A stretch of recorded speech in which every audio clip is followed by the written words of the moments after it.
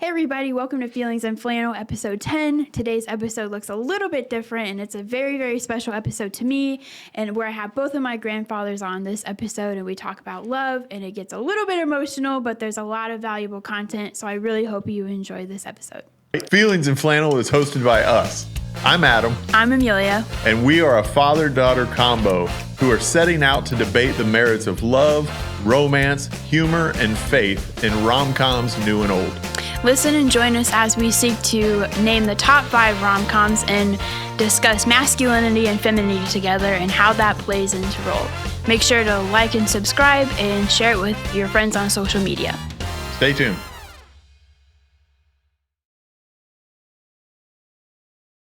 Hey everybody, welcome to episode 10 of Feelings in Flannel. Today is going to be a little bit different because I have 2 guests and it's just me today. I don't have my partner in crime in this one, but I wanted to do a special episode, one, just for me for future reference. I can watch back and it'll be just good memories, but 2, I think it will add value to the Feelings in Flannel podcast. Similar to season 1, when my dad and I, specifically episode 8, had just to get to know us, we had a different conversation. I wanted to do that in this one, but it looks a little different because I have 2, both of my grandfathers. I have Grandpa Brown. Hey, I'm here. And Grandpa Blue. Glad to be here. Now, their names are not Grandpa Brown and Grandpa Blue, but from the time I can remember from being a little kid, Grandpa Brown lives in a brown house. Grandpa Blue lives in a blue house. So we've always called them Grandpa Brown, Grandma and Grandpa Brown, and Grandma and Grandpa Blue. So that's how you're going to get introduced. And that's how the world's going to know you. So when I first invited you guys on the episode, both of you were pretty nervous and gave me conditions on contingencies on what would have you come on the episode. So what about it made you nervous to come on? Because I'm not scary. Or am I? I think for me, Amelia, it was just, I know that I'm not a quick thinker. And so I think it was just like, okay, I want to be, okay, what is the question? So, it doesn't freak me out, when we get here. Fair enough, which you did. Both of you asked me, can you provide the questions beforehand? And I was like, absolutely. And I didn't have questions prepared until whatever night it was you asked me for them. I was like, quite honestly, I forgot. And I was like, oh yeah. So I sat there forever trying to think of them. But once I got started, I got some questions. But what made you nervous? Come on. We don't watch movies that much, and this is about watching movies. So that was my only thing. I said, all I'll do is as long as you don't have me asking questions about movies, because we just go see The Passion or The War Room, stuff like that. So that's part of why I wanted to do, when Dad and I were talking, I think it was Dad who brought up the idea. He was like, wouldn't that be great? And I'm like, that would be amazing. But we kind of took that in consideration because we know you guys don't watch like a whole lot of movies. So I'm like, but I wouldn't want to bring a movie anyway, which is why I was saying I'd rather it be a special episode like Dad and I did in the first season where we just talked and he let me ask him questions basically, which gives the audience more insight into who we were as father and daughter. But this was just for my own entertainment because I feel like the conversation could go either way. I think a lot of laughs will be had because that's normal and usual conversation. But, so I did send you the questions beforehand. So did you prepare answers? Oh, somewhat. Are you going to wing it at all? I didn't bring any notes. Neither did So I. I'll wing it. So you just needed to know what I was going to ask to know what type of questions they were going to be? All right. I think that's it. And in my view, is, it's just, be prepared. Well, I mean, my questions were last minute. I really didn't even know what to ask. And I was trying to refrain from not going too deep. But I don't think I did a good job.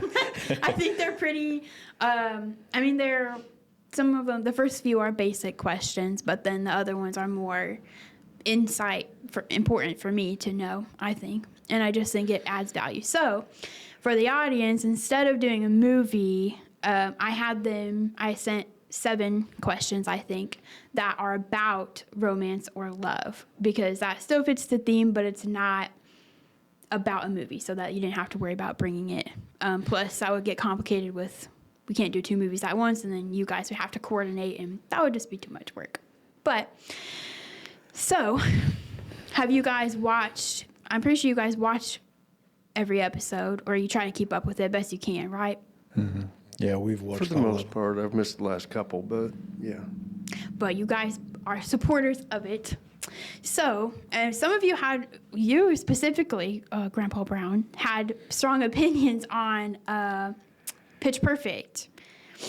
And Dad with the rules and all of that. Where are you at with that?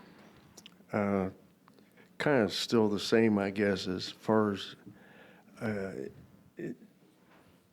it seems to me like over the period of time, and I don't mean to sound like I'm throwing Adam under the bus here. He's not here, doesn't but matter. yeah, he's not here, so. But it seemed like kind of as the episodes went on, that it's like, well, if that rule didn't seem quite right, it's like, okay, we're going to bend the rule just a little bit to make it so I can still win. And so I don't know. It's you guys' thing, so. That's right. That's why we can do it. I kind of felt sorry for you on that last. Oh, thanks. I forget which movie it was, but it was kind of in your first episode and everything, and I felt like you got cut short there, but that's So you're just looking out for me.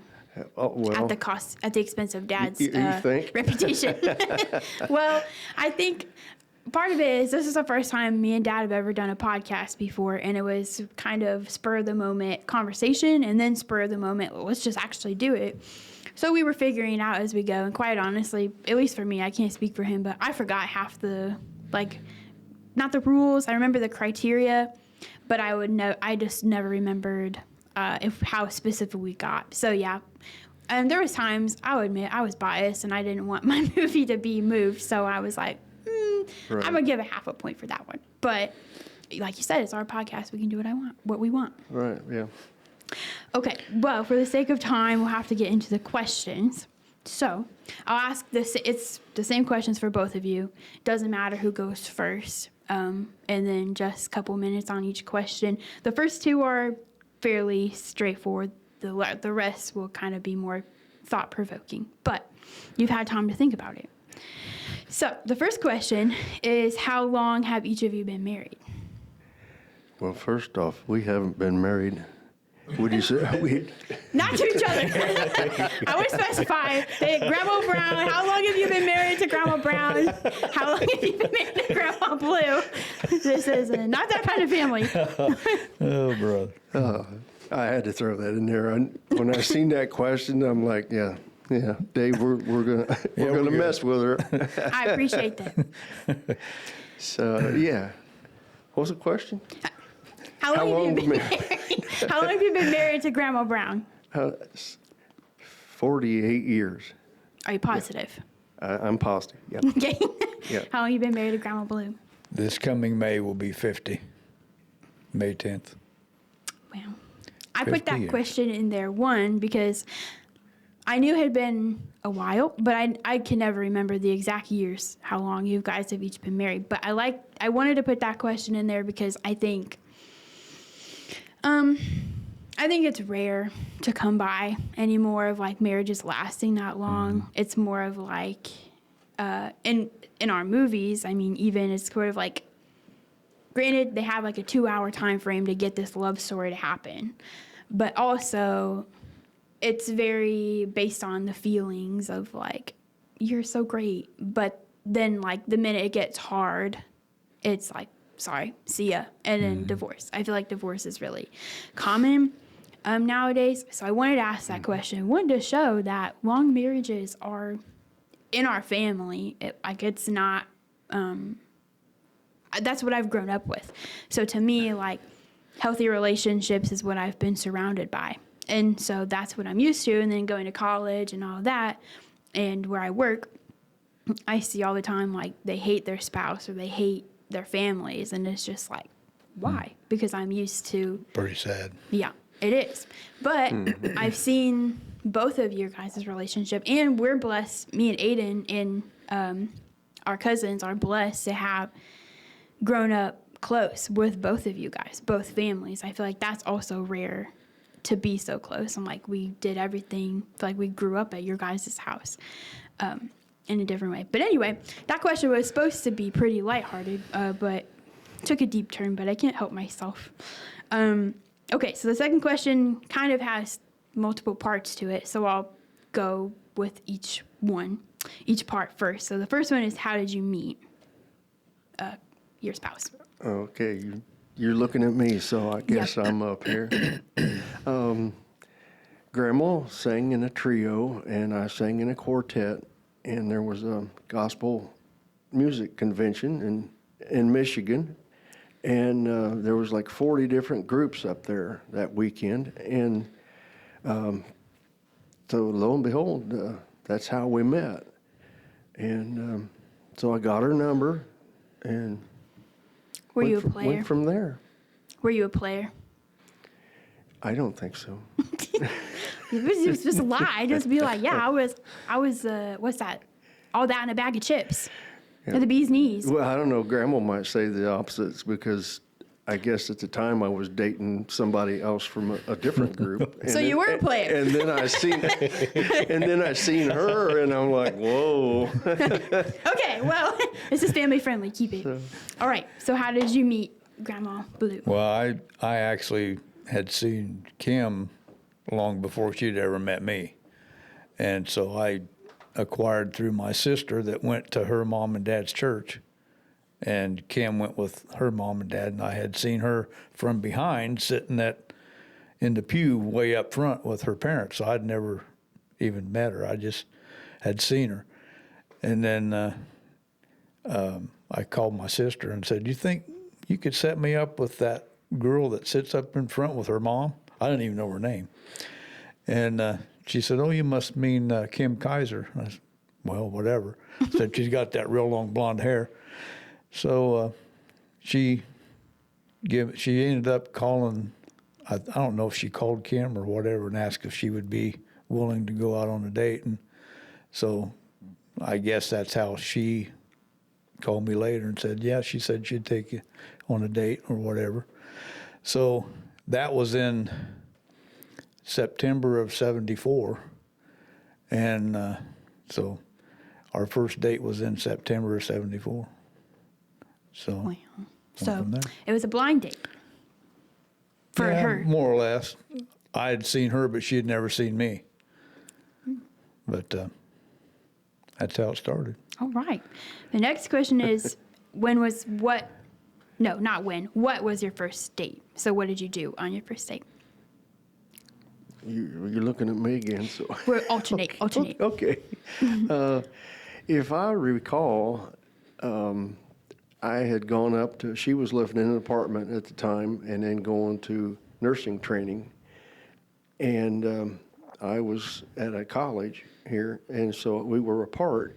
And if I remember, I had gone up to her apartment and we just sat and talked, and then we decided we was going to go down to the, I don't know what it was, Pizza King, but anyway, some sort of pizza place.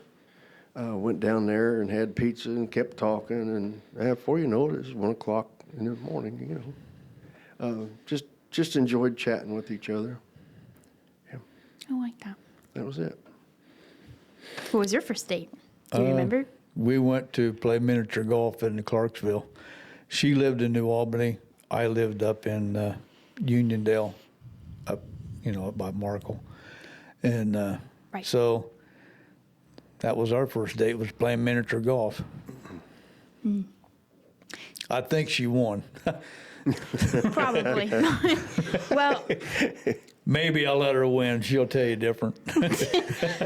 well, I'll save my comment till that. Okay, the last one. When did you know that Grandma was the one, or that you were going to marry her? Well, we met in September and I proposed in October, so The same year? the same year. Well, And so, so- unbeknownst to me, when I had called and asked for a date, she said, yeah. Unbeknownst to me till a long time later, she had told me that after we hung up from talking on the phone, she said that God told her, you're going to marry this guy. so she knew from the first Oh, phone call. really? Oh, And then when I no show- pressure. And then when I show up, she said, are you really sure, God? Dang. Because there I come in with a mustache hanging way down, Fu Manchu. And then had a pack of cigarettes in my pocket. So she goes, are you sure, God?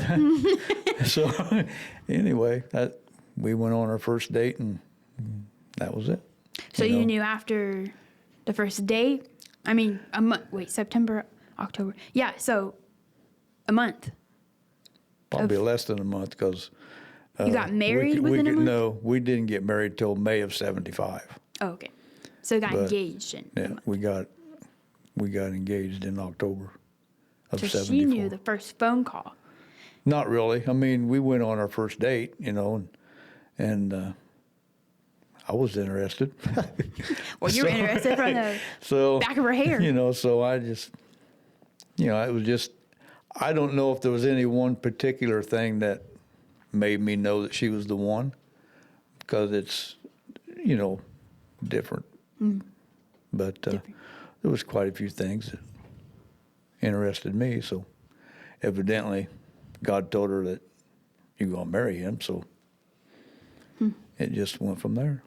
So Well, part of why I asked this question, which one, listening to you guys both talk about it, I it's not really a secret, but I just love love.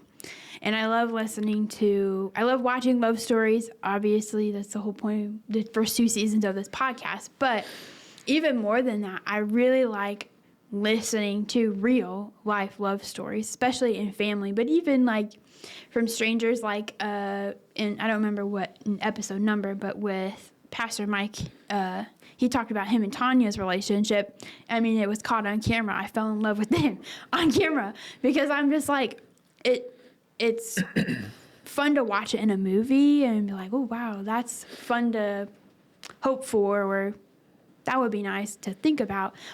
But then, like, listening to you guys of, like, I don't know, I can't even describe it. Like, it's just, heart squeezes. I'm having heart squeezes. That's what's happening. Listening to you guys talk about, like, I had talked to you both before about how you met. I remember at Grandma Kaiser's, I had talked to Grandma about it a little bit. So I knew that she was, God told her on the phone, or not on the phone. yeah, God she called her up. God and said, hey, is this right? God told her while you guys were on the phone, you're going to marry that guy. And I'm just like, it's just so crazy to me because of like, God obviously knew that, but she didn't. I mean, she could have been like, well, maybe I misheard that. And then it sounds like she questioned it from when she saw you, which that's kind of hurtful. But anyway, it's I don't know. I like listening to, especially you guys, because I've got to grow up with both of you guys and see you and Grandma even now after both of you close to 50 years and then 50 years of marriage still show each other love. But I mean, I'm sure it's different now from when you first met because you got kids and you got grandkids and you've lived a lot of life. But it's just, it makes the movies even more appealing to watch because it's like, yeah, the movie romanticizes a lot of it and it's not really realistic a lot of the time. But to some aspects, like it is. I mean, sometimes you just know and sometimes it just kicks off in years. Like, and there's movies all the time where they're already in a relationship, but they see the other person and they're like, that's interesting. So both of you guys could be movies. You could be a rom-com. Would you watch your own rom-com? Yeah, I would. I guess I will. Okay. Well, the third one is also a little bit more lighthearted. What are your thoughts and opinions on romantic comedies, movies specifically? I'll take a stab at this one. For Grandma and I, we don't want to watch a whole lot of movies either. But when we get some that come across and we've heard they're good or whatever, actually we really won't go to the theater to actually watch them unless they're like the Christian movies, like Dave said at the beginning of the podcast. Like War Room or whatever. But when they come on TV and it's like, You've Got Mail and several different ones of the ones that you had mentioned in your top five, it's like, okay, we'll sit down and watch them, kind of because of what they say, in that little clip, But I kind of think, I kind of thought about this question, and I think I think I can speak for the men here, that probably 80% of the men out there that's going to sit down and watch a rom-com is, they're more than likely they're watching it with their wife, and they're watching it, basically to make her happy and spend time watching it with her. And at the same time, I also think that, when it comes to the romantic part or whatever, it's guys are kind of like, okay, that's kind of neat. But I think the women are probably like, well, this is maybe the way I would want to be treated, or shown affection, and of course the movies do such a great job of just picking these really neat scenes, and I never was the person to, actually, be that way, with Grandma, or anybody else as far as that goes. But I mean, I'm just not that type of person. Well, I mean, I've heard Grandma tell it mainly because I have her tell it like all the time, because it just makes me so happy. The first time she told me, I cried. No, you guys both told me it. I think I was having dinner at your house. I think you guys both told me it, and I cried. It was like, that was just the most beautiful thing about dancing in the street. Go ahead and tell that story so the audience can have a heart squeeze. And this is a heart squeeze moment. I know. And yeah, it is my idea too. So even better. And what Amelia is referring to is, we'd been married, I don't know, I'm going to say 10 or 12 years maybe. I'm really not sure. Diane could fix you up on that for sure. But we was driving home from church one night, and this song come on. And the name of the song, she just reminded me this morning, was "Can I Have This Dance?" And so everybody knows the song, right? And so I don't know, I was just feeling romantic or just what, but I'm like, you know what? I'm gonna pull the car off to the side of the road. Mind you, the boys were in the back seats, and they were 9 or 10, I don't know. And so they were like covering up their eyes and so on and so forth. But I had got out of the car and went around, opened the door for Grandma, and we were at a little intersection. So there was plenty of room right there. And so I had just cranked up the radio, and here it is. Can I have this dance? And so I just asked Grandma if she'd dance with me right there in the street. So it was kind of neat, and that was Kind of probably neat. that's kind of the most romantic thing I've ever done in the 48 years. So Is that the only one or the most? that's the most romantic, I would say. It's probably not the only thing, or she probably wouldn't have stuck with me. What? Well, I know. I remember she told me that, and I have that song on my playlist now because she was trying to remember. I can't remember the singer. It's a country song. I don't either. But now I can't. I listen to that song and cry. So thanks for that. But it is. I love it because that's what rom-coms. Those are the types of scenes that they put in movies. That it's like, I feel like as a girl, I'm like, oh, that would be nice. But then it almost feels unrealistic because the movies are kind of made to be not real life. Like Dad said at one point, like if a rom-com was just real life, it would be boring. Like go to the store or whatever. But that's what rom-coms are made of. So you were a player. Don't downplay yourself. Okay. But then for you guys, I remember Grandma told me, I don't know if it was your first date or not, but not a silo. That's the only word going through my head.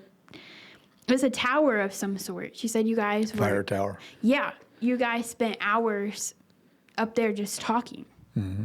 And she told me that. And then she cried, and then I cried. I don't know why we were crying, but it's just like, I don't know. To me, that means it's just so cool that dates don't have to be like, I don't know, it just feels so pure and wholesome, I guess. That's the kind of stuff I like to hear. So both of your guys' love stories could be a rom-com that I would watch and have multiple heart squeezes on. And your guys' would probably be in my top 5 if you had one. But I think I'm running out of time. I don't have my time guy here, so I'm trying to be better about this. I'm part of the problem, but okay. This one, sake of time, let me see if I want to skip some. Yeah, I'm going to skip that one. So, what have you learned about love or loving through your both pretty much 50 years of marriage? Well, it changes year to year. I mean, the longer you're together, there's different things that happen that draws you closer together. There's not one specific thing. It's just, we've made a commitment and stuck with it.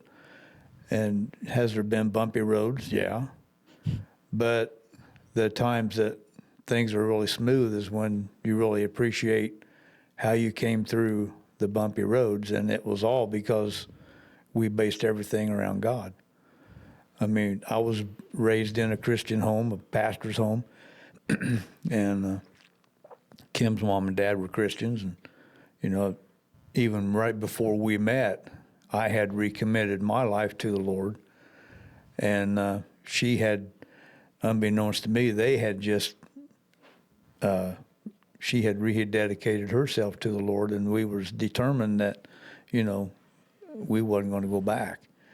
And of course, that's how we found out, sitting in the fire tower at night, just sitting there talking, and that's how we knew, and how we were raised and what we wanted to do in our marriage. And the number one thing that we both said we were going to do was no matter what, come hell or high water, the tithe check was going to be written first. Whether the lights was going to be turned off or the water was going to be turned off or whatever, didn't care. The first check was going to be tithe. And it wasn't going to be paying the bills first and then, hey, we're going to pay our tithe check. The first check that was ever written, which I guess a lot of people don't know about checkbooks anymore. It's all digital and all this kind of stuff, but we still write checks. And so that was the number one thing, was God was going to be first in our marriage no matter what. And it's paid off. I mean, there's been some bumpy roads, but it was still all based around God and each other. So, you know, as far as rom-coms or whatever comedy movies, we'll watch before they started getting really bad. We liked the Hallmark movies, and that was Grandma's favorite show was Hallmark, especially around Christmas time. She had to watch the Christmas shows. Oh, duh. And so They're the best but ones. there was some other ones that, you know, Hallmark done that were really good too. But yeah, it's not really one specific thing that, you know, I could say really set it off that, you know, it's just that, you know, it progressed and still is. And so And I feel like our family now, I feel like that decision, whatever, was that 1974? You made that decision? 1974, you guys decided that together with the fire tower, like, whatever, no matter what, I will not cry. I will not cry. yeah, you will. Yes, no matter what happens, like, from this moment on, it's God first. No matter what that looks like. And I feel like now, like, however many years ago, I can't do that kind of math, but, you know, me, on specifically for you, Blake and Gage and Aiden, and now Olivia, as they're, you know, we're starting to bring those kind of people in. Like, I feel like we're still reaping those benefits from that decision that we weren't even a part of. And it's like, your guys' choice to stay committed to God made it maybe not easier, because I'm sure it was hard times, but made it worthwhile to stay committed to each other, because you're like, all right, keep God at the center. And I feel like it's just incredible to me to see, like, that decision, 1974, is still paying off now.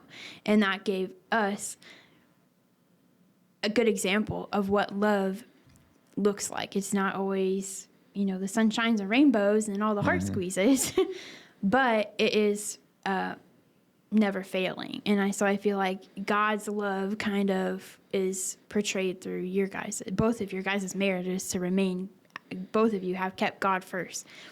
And so our family has benefited from that, and it's cool to me. It's just like, I didn't even have a choice in that. Like, I wasn't even a thought. I mean, my parents weren't even a thought. So it's just, anyway, we better stop because we're gonna run out of time. You gotta answer the question. Uh-oh. I don't even remember what the question was. Oh yeah, what have you learned about love in your years of marriage? I think that what we think is love when we first meet each other is, I guess, what I would describe as maybe a puppy love, maybe. But as time goes on and you decide, okay, we're going to get married. Me, on the other hand, Dave, no. Diane and I we had met, and it was probably maybe the third or fourth date that I'm like, yep, she's the one. And so I pursued her with the idea that, okay, Diane's the one for me. But instead of asking her to marry with him in the next month, why, I waited for 11 months and, you know, made sure. But I think that's like you know, what we think is love to begin with evolves, like Dave said, over time. And I think the big change that I've found is it's not so much about me as so much it is about her or us. And I say that because, you know, in my dating life, I kind of think I was like dating, you know, for like me, you know, what can I get out of this or whatever, you know. And, you know, when I changed my mindset, or God changed my mindset, actually, and I asked God, I got tired of dating, to be honest with you, and be honest with you, I didn't date that many girls. They wouldn't ever say yes. So maybe you weren't a player. So when Grandma come along and boy, that beautiful smile just took me from right to begin with. But then when I felt like she was the one way. Let me back up here. I did get kind of tired of like searching like on my own, for a soulmate, and so I finally was just like, God, I'm tired of this. Just you put somebody in my life, that you want me to be with the rest of my life. And it wasn't but 3 or 4 weeks later, and there was Diane, and then as I said, that the love changes, like Dave said, that it evolves, and you learn to love each other in a different manner, and so that's kind of how it is. Okay. We got Well, about along with that too, is your relationship with the Lord isn't the same as when you give your heart to Him as it is now. If you've walked with Him all of them years, it's just like with the marriage. The longer you're together, the better it's going to be, and the better it is when you're walking with the Lord. It's just not bang and here you are. Right. It's, Absolutely. you really you have to work at it, just like you have to work at staying with the Lord and going through the trials that you go through. But, when you have a mate that has the same feeling and the same commitment, it's a lot easier. Yeah. well. Yeah. All right. Things got a little blurry there for a second, so we're gonna we have about 5 minutes. So I did change my mind again, but I want to ask this question because I think it'll tie in nicely, because in season 1, when Dad and I had a conversation similar to this, where I could just ask him anything, I asked him this question, and I thought, I want to ask it here because it will kind of be parallel to season 1, but also I just think it'll mean a lot to me. But, all right, so what kind of guy do you envision or pray for me to have? Now, I'm going off the assumption that you do. Now, if you don't, just say, next question, and I'll ask the next question. But, I don't know. I feel like I asked Dad that question, and so I just thought it would be a nice way to end this one with you guys. You're not my dad's, but you're that kind of figure of what a godly man looks like. And all three of you and both of you and my dad, and then the other guys in my life, uncles and things, have been a representation of what kind of guy I want. I don't want to settle for anything less than that. So, with that being said, I'll shut my mouth because... Okay. I'm going to take off with this and say that, Amelia, when you were first born and only 20 inches long, Grandma and I, not only prayed for you, but we prayed for your spouse at that time, that God would send you, a godly man, for one thing. So that would be my first thing is I want to see you hook up with a man that's, chasing after God more so than what you are. And when his heart is more going after God than what yours is, there's going to be a connection there, a three-way connection. And so that plus somebody that, cares about you and not necessarily is just like looking out for number one and going, I got me a gal, and so that would probably be my main thing. Well, I didn't know that. Obviously, I was there, but as a baby, but I'm a baby, so I don't think I've ever heard that before. That you prayed for our spouses when we were just little, fresh out the oven. Yep, fresh out of the oven. Okay. It's about the same thing. we prayed ever since you've been born that, and with Aiden too, that any of our grandkids, that the Lord would send them the right person. And don't know what they look like, but that they would pursue God like you do. And that's where I feel, and Kim and I talked about this, we don't want the unequally yoked that it's talking about in the Bible. I feel is that you're on the same plane spiritually. Yes. Or where you're on the plane of going higher, never settling and being content with where you're at, but always pursuing. And that's where to me, it doesn't apply to race. It's about your relationship with the Lord, that you're both on the same plane and you grow together. Mm-hmm. And where one might be slacking, the other one is, you help each other along. And I think that's what a helpmate is. Yeah, God calls the wife a helpmate, but you're helping each other get to that same plane spiritually where you want to be and keep going higher with the Lord. So. Well, I kind of lost track of time, so I don't know how many minutes we have, but I think it's probably time. I didn't realize how hard it was to do this without Dad, to keep track of time. But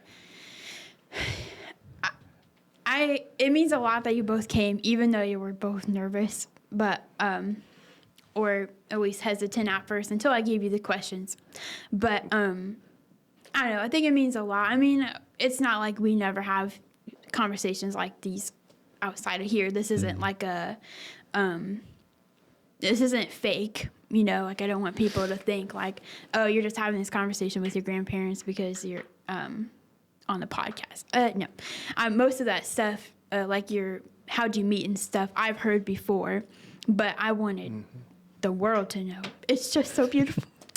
But yeah, it means a lot that you came on and answered my questions. And I don't know, it's just another fun way to spend time with each other and talk about one of my favorite things in the world, which is love. And I don't know, I'm grateful that I've had really good examples in you guys and in my parents of what love means, what love actually looks like, and even what it's not. And so, yeah, now you're fans of a show, and now you get to be on the show. You should feel honored. Well, thank you for having me. Yes. It was an honor to be able to sit down with you and chit chat. But it was fun. Yeah. Well, you'll have to have your grandmas on. They'll probably give you a different answer. Yeah, I would say they're probably going to say, no. We've actually been married for this many years. But yeah, that would be fun too. But yeah, I don't really know how to wrap this up, but I'm not good at that either. Dad's so good at that one. But basically, thanks for coming, and I had a lot of fun. Well, thanks for having me. I'd like to say to those out there that don't know Amelia as a person, she is just 100% what she is right here. And God love her. You can't help but love her. And so if you don't know her, it'd be neat if you could get to know her. And thanks for having us. Appreciate having us. You. So. I love you guys. I will say, hey, you are my favorite granddaughter. That's right. I can say that because I only have one. I know. Well. But I tell her all the time she's my favorite granddaughter. Yes, that's true. Well, I love you guys, and it was a lot of fun. Thank you. Love you.